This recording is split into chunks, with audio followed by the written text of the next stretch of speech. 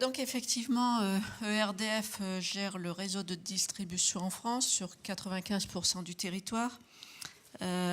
Et le réseau de distribution en France n'est pas comme le réseau des pays voisins, dans la mesure où la distribution couvre la plage inférieure ou égale à 20 kV, ce qui est très différent des autres réseaux, et ce qui apporte d'ailleurs des contraintes complémentaires en matière d'intégration des énergies renouvelables dans le réseau.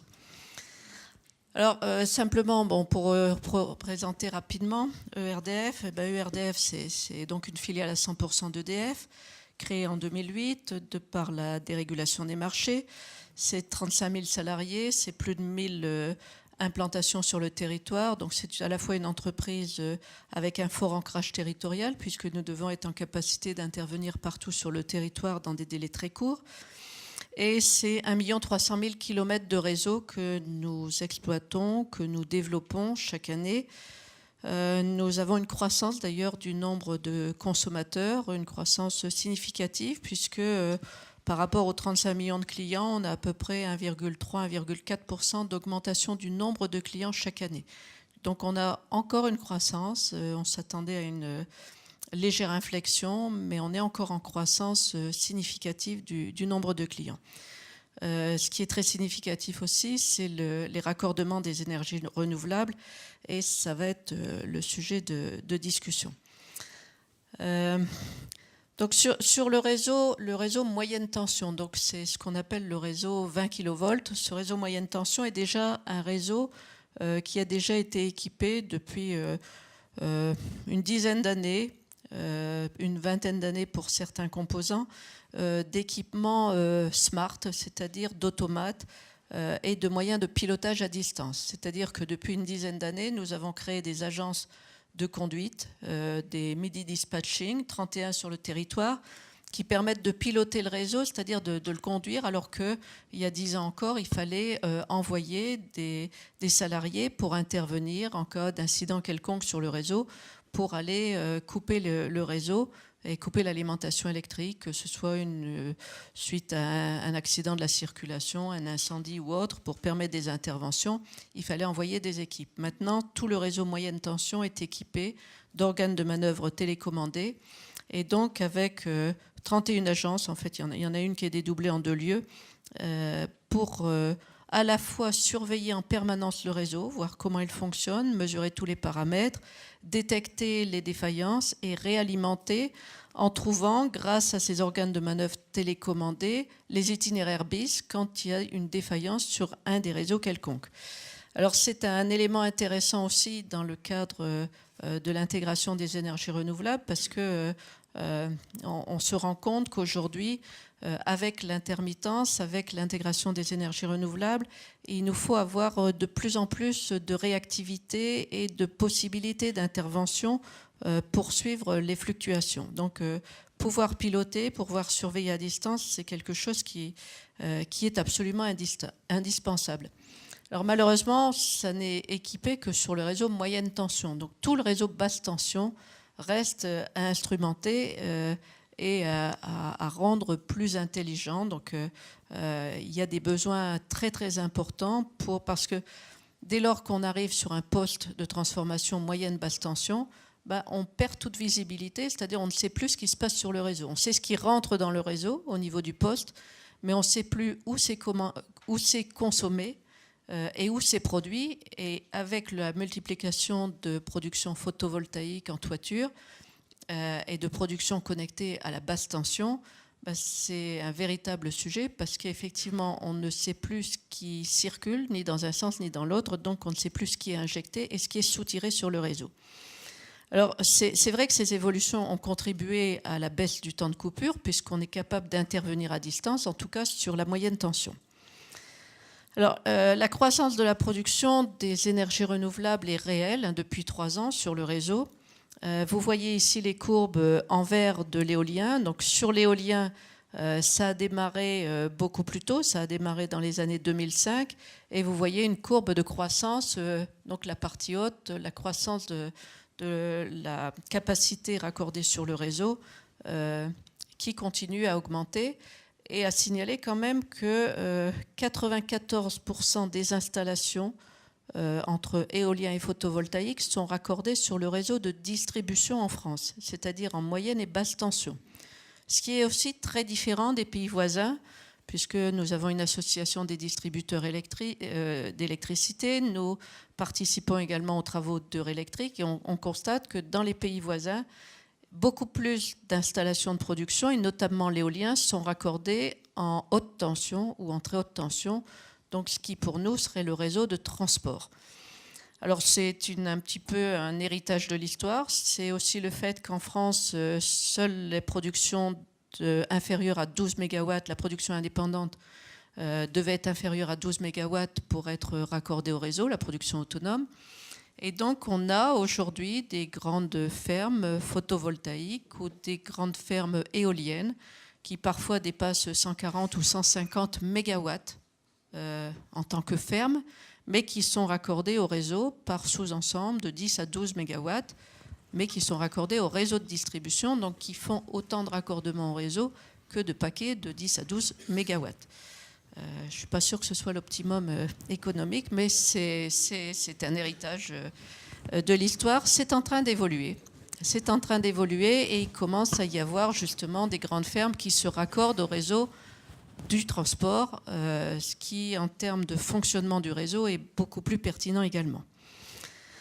Aujourd'hui, tel qu'on est parti, l'éolien continue à croître et on pense que on atteindra à peu près les hypothèses du Grenelle sur l'éolien. Le photovoltaïque progresse par contre de façon beaucoup plus rapide. Et surtout depuis les 3 dernières années, c'est la courbe en jaune. Vous voyez que le photovoltaïque a vraiment décollé à partir de l'année 2010 en France. Et actuellement, nous avons raccordé en 2012 800 MW de photovoltaïque, 750 MW d'éoliennes. Vous voyez le grand nombre d'installations raccordées. Ça, ce sont les installations raccordées sur le réseau de distribution. Donc un grand nombre d'installations photovoltaïques, donc de puissance moindre unitaire. Et aujourd'hui, nous sommes à 3 gigawatts, un peu plus, on est presque à 3,5 actuellement pour 280 000 installations raccordées sur le réseau de distribution. Et en parc éolien, c'est un nombre d'installations donc un peu supérieur à 1000 installations pour près de 7 gigawatts.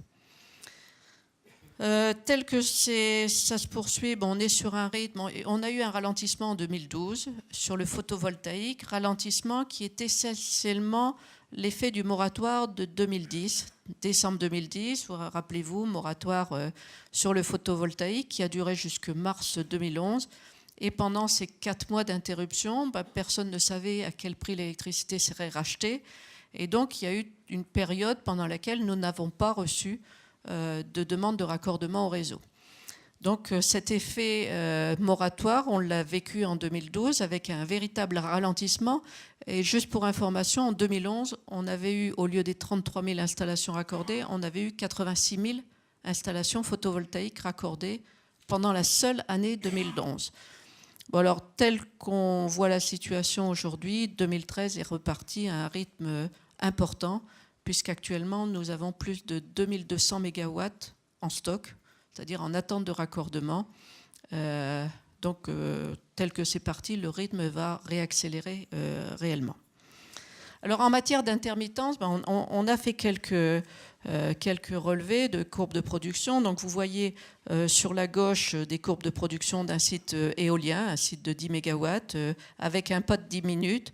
Et vous voyez que on peut passer de 0,5 MW à 9 MW et demi en 40 minutes. Donc c'est une évolution très rapide. Et comme ça vient d'être dit pour l'Irlande, c'est vrai que la France n'a pas, compte tenu de son mix énergétique, les moyens de réagir de la même façon que des pays qui sont équipés de moyens au gaz, puisque la réactivité et le temps de démarrage des installations nucléaires n'est pas le même que celui des installations au gaz. De même, à la baisse, on a des passages extrêmement rapides aussi. Bon, là, ce sont des exemples concrets qui ont été mesurés donc en 1h20. Et puis, sur le photovoltaïque, c'est c'est également tout à fait significatif. C'est sur la droite. Vous voyez qu'on peut passer de 1 MW à 8 MW en 1 heure. Et tout dépend du soleil, puisqu'en fait, d'abord, vous voyez une énorme différence, c'est que la nuit, et ça vous le savez tous, la nuit, il n'y a pas de photovoltaïque en principe, sauf dans des cas très particuliers qui ont été vécus en Espagne. Nos collègues espagnols ont vécu ça. Mais normalement, la nuit, il n'y a pas de photovoltaïque. Par contre, dans la journée, suivant le climat et suivant les régions, c'est vrai que du photovoltaïque au Sahara ou du photovoltaïque en France, dans un pays où vous avez des cumulonimbus, vous avez un temps extrêmement variable, vous avez des variations importantes. Donc tout ça, il faut le gérer. Et c'est notre rôle en tant que gestionnaire de réseau, à la fois de prévoir les modifications d'architecture du réseau pour pouvoir intégrer dans le réseau toutes les énergies où qu'elles soient, puisqu'il y a également une énorme différence avec le passé, c'est qu'il n'y a pas de planification géographique, et le préavis est relativement court. Donc il faut qu'on soit en capacité de raccorder sur un réseau qui a été conçu historiquement avec des grosses installations de production, d'abord hydraulique, puis charbon, fioul, puis nucléaire. Donc un réseau arborescent descendant avec des câbles, disons, de grosse taille à la sortie des centrales et de petits diamètres tout en bas. Et aujourd'hui, on voit que toutes les installations de production décentralisée se raccordent sur justement les petits câbles. Et donc il faut qu'on modifie l'architecture du réseau pour pouvoir accueillir ces productions. Donc ça, pour nous, ce qui est important, c'est d'être prévenu très très en amont pour être en capacité de modifier l'architecture du réseau. Et puis il faut aussi que ça permette, je ne sais plus, il faut aussi permettre de prévenir les évolutions de tension. Alors c'est vrai que on le constate dans certaines régions du sud de la France, dans le Languedoc-Roussillon, on le constate également en Aquitaine. On commence à avoir des régions où la production d'énergie décentralisée peut atteindre 5 ou 6 fois la consommation de la région en aval du poste source. Et quand on a 6 fois plus de production, ça veut dire qu'il faut qu'on remonte sur le réseau de transport. Et donc, on demande à notre collègue de RTE, et je salue Dominique Maillard qui vient d'arriver, il faut donc qu'on demande des renforcements du réseau haute tension au RTE. Et plus la tension est haute et plus les délais de modification des réseaux est importante.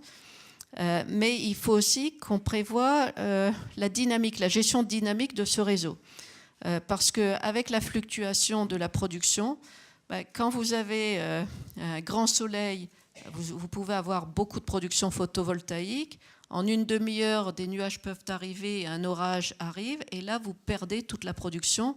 Et donc, il faut qu'on soit en capacité, y compris quand on a des basculements du réseau moyenne tension vers le réseau haute tension, d'assurer ce pilotage qui est aujourd'hui pas très simple, qui nécessite beaucoup d'automates, beaucoup d'électronique, beaucoup de contrôle-commande, notamment dans un contexte où il y a peu de stockage, il n'y a quasiment pas de stockage aujourd'hui.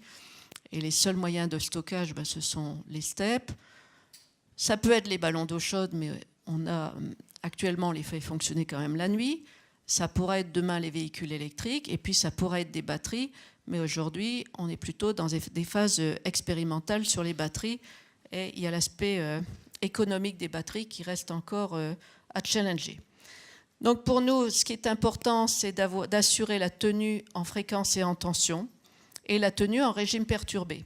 Alors il faut savoir, à titre d'exemple, sur la petite production photovoltaïque, quand on a des surtensions, donc quand on a trop de production, on a des protections, c'est-à-dire que les installations se déconnectent elles-mêmes du réseau, ce qui est une bonne sécurité, c'est normal, les sécurités fonctionnent.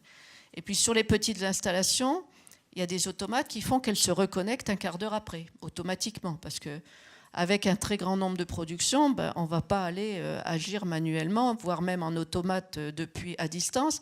Donc les installations s'autorégulent elles-mêmes.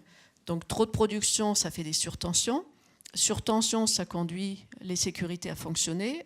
Les installations se déconnectent du réseau et un quart d'heure après, elles se remettent. Sur les installations de très grande puissance, notamment les grandes fermes et les grands parcs, même chose, les sécurités fonctionnent. Et là, ce sont depuis nos agences de conduite qu'on remet en service les installations. Et puis, il y a toute une plage d'installations qui, par exemple, les photovoltaïques sur certaines toitures, qui sont bien équipées d'automates pour se délester, pour protéger d'ailleurs les installations, mais pour lesquelles il faut aller remettre en service les installations. Donc ça, c'est une question effectivement de tenue de la qualité, de tenue des paramètres du réseau, qui sont des questions nouvelles et qui là aussi nécessitent plus d'automates, plus d'électronique et plus de visibilité sur le fonctionnement en temps réel du réseau. Un point, on parle de la sûreté du réseau, on parle aussi de la sécurité, parce qu'il y a des questions de sécurité aussi du personnel. Parce que quand on doit intervenir sur un tronçon de réseau, parce qu'il y a une défaillance quelconque ou un incident, comme j'ai pu le citer tout à l'heure, jusqu'ici c'était facile, c'est-à-dire on isolait à distance un tronçon et puis on pouvait intervenir hors tension. Il nous arrive, parce que justement le réseau n'est pas totalement équipé, totalement instrumenté, donc aujourd'hui sur des tronçons isolables, il nous arrive aujourd'hui d'avoir à raccorder de nouvelles productions et donc d'être en situation où il faut être extrêmement vigilant sur la sécurité du personnel parce qu'on peut penser avoir mis hors tension le tronçon concerné, mais néanmoins, il peut très bien y avoir des panneaux photovoltaïques sur le pavillon du coin qui continuent à produire. Alors, j'attire l'attention, c'est une question mineure, mais il faut la traiter néanmoins. Parce qu'on a eu des incidents d'électrocution de nos salariés ou de prestataires liés à des phénomènes de ce type. Donc ça nécessite vraiment de bien repenser. Il y a des solutions à tout ça, hein, mais simplement il faut être extrêmement vigilant et il faut bien à chaque installation penser à l'avenir et à la façon dont on pourra le gérer. Alors bon, tout ça, ça s'inscrit totalement dans le débat sur la transition énergétique. Hein, donc, il y a un accroissement de la production d'énergie. Nous, tout ce qu'on souhaite, c'est informer très en amont, essayer d'être associé à la planification et notamment aux schémas régionaux climat, air, énergie. On souhaite avoir un rôle extrêmement actif, et c'est le cas aujourd'hui dans les schémas de raccordement au réseau des énergies renouvelables, parce qu'effectivement, il y a des zones qui sont plus propices à raccorder, c'est-à-dire qu'il y a des zones où nous avons des capacités résiduelles de raccordement. Il y a d'autres endroits où les postes de transformation, où les postes sources sont saturés. Et bien entendu, on pourra être à même demain de raccorder des nouvelles installations, mais le préavis nécessaire est plus long, c'est-à-dire il nous demande plus d'autorisation, plus de délai pour faire les installations nécessaires. Et puis, on constate qu'il y a une évolution de toute façon globale hein, des usages, l'émergence de véhicules électriques, une demande de maîtrise de la demande de plus en plus forte des consommateurs. Et tous ces paramètres font qu'on a des besoins de plus en plus forts de pilotage du réseau et d'aller vers des réseaux intelligents.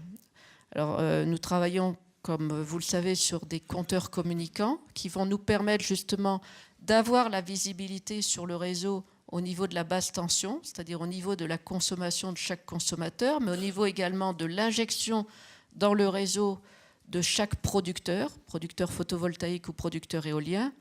Et dès lors qu'on aura ces équipements avec des capteurs, avec des automates, on sera en capacité de mieux gérer le réseau. Alors tout ça, c'est le début du smart grid, hein, parce qu'il y a beaucoup d'éléments complémentaires dans les smart grids. Mais pour nous, ce qui est important, c'est de contribuer à l'optimisation de la localisation des installations pour être plus réactif, plus efficace, renforcer l'observabilité à une maille de plus en plus fine et de plus en plus basse, et puis renforcer la commandabilité ou l'automatisation de façon à pouvoir être plus réactif. Alors, nous avons développé déjà beaucoup de logiciels d'aide à la conduite, de logiciels d'autocicatrisation qui permettent de trouver très vite les itinéraires complémentaires en cas de surcharge d'un endroit ou en cas au contraire de déficit, mais ça reste un travail sur lequel il faut qu'on investisse beaucoup.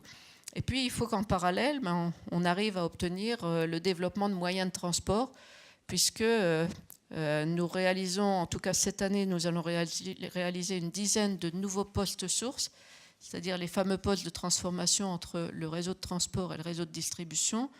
Et nous allons en réaliser donc une dizaine uniquement pour le raccordement de la production décentralisée, ce qui nécessite effectivement que le travail se fasse main dans la main avec RTE et qu'on puisse être au rendez-vous en termes de délai. Donc pour nous, il y a un vrai challenge à tenir en matière de délai et en matière d'adaptation du réseau.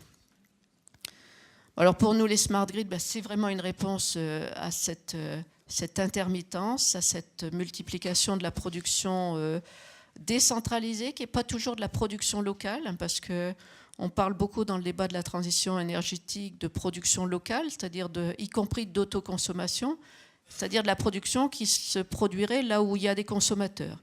Mais on constate de plus en plus de la production qui n'est pas forcément là où il y a des consommateurs. Par exemple, dans les Landes, après la tempête Klaus, il y a un certain nombre de sylviculteurs qui ont préféré ne pas replanter, mais mettre plutôt des fermes photovoltaïques, puisque c'était quand même la deuxième tempête qu'ils vivaient en 10 ans. Et donc, de guerre lasse, ils ont préféré mettre des fermes photovoltaïques au sol, mais dans les Landes, là où il y avait des pins, il y avait peu d'habitations, et donc peu de consommation. Donc c'est vrai que ces grosses productions, il faut arriver à les évacuer, notamment sur le réseau de transport. Alors nous travaillons beaucoup sur des pilotes de smart grid, de réseaux intelligents. Nous avons différents types de pilotes. Chacun de ces pilotes teste des fonctionnalités différentes et complémentaires. Par exemple, les îles d'Ouate et Edic, ce sont des îles bretonnes reliées au continent par un câble. Eh bien, on a testé la capacité d'effacement de la production à distance grâce aux compteurs communicants. Parce qu'en cas de rupture du câble, on a bien un groupe électrogène, mais il n'assure pas la pleine puissance, la pleine demande. Donc il faut en parallèle pouvoir faire de l'effacement à distance.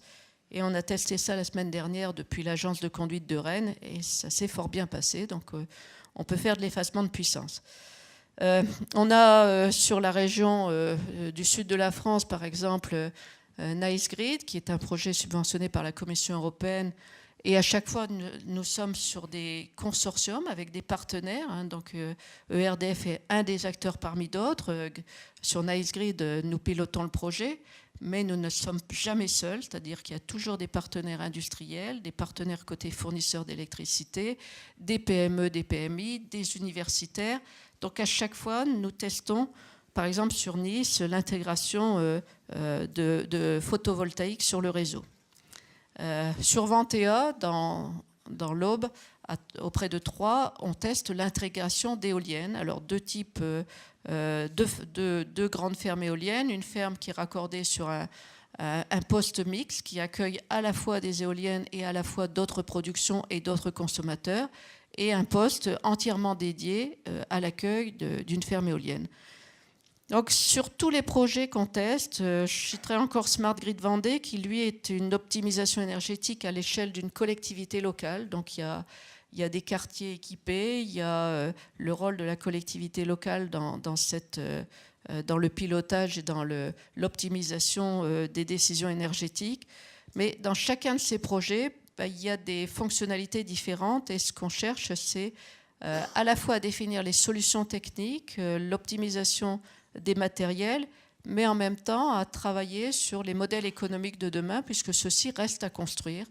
Par exemple, sur le stockage, qui finance le stockage, qui gère le stockage, comment est-ce que c'est rémunéré. Donc il reste encore beaucoup de paramètres à définir autour de l'intégration des énergies renouvelables et de leur intermittence, le stockage étant une réponse à cette intermittence.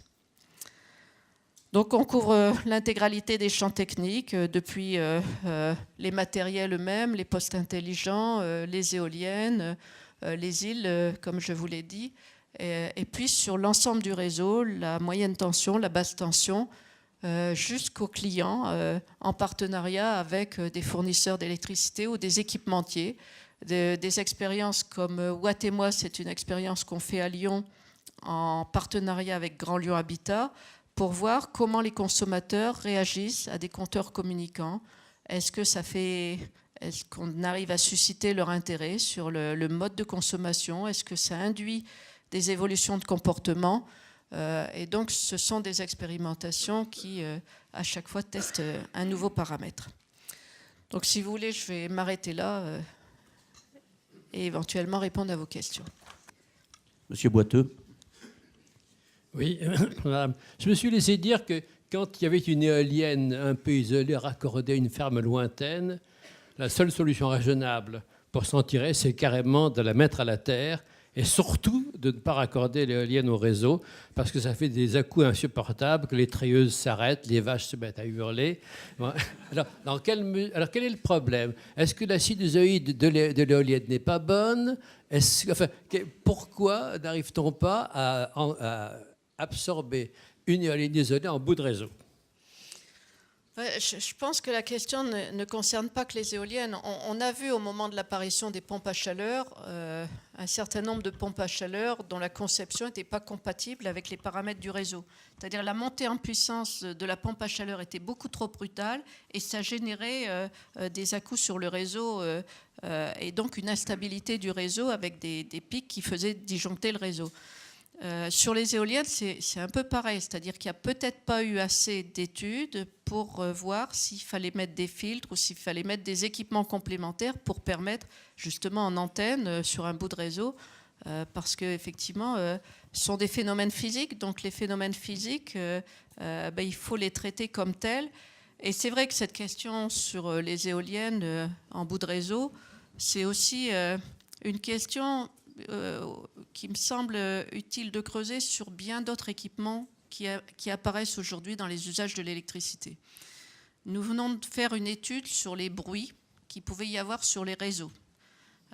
Et c'est vrai qu'on constate qu'il y a un certain nombre de nouveaux équipements que vous trouvez dans les supermarchés, chez les distributeurs électriques ou autres, comme par exemple les consoles de jeux, les antennes paraboliques, dont les paramètres de variation en matière de fluctuation de tension et de fréquence sur le réseau sont tels qu'ils induisent des incidents chez les voisins et dans l'environnement proche.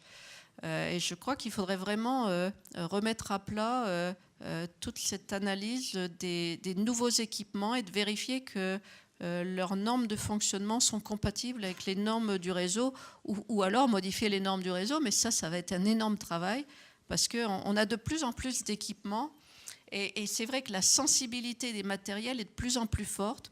Donc, j'ai notamment une présidente de syndicat d'électrification qui me harcèle en permanence et à juste titre parce qu'elle n'est pas technicienne, mais elle a une antenne parabolique qui est extrêmement sensible au bruit sur le réseau.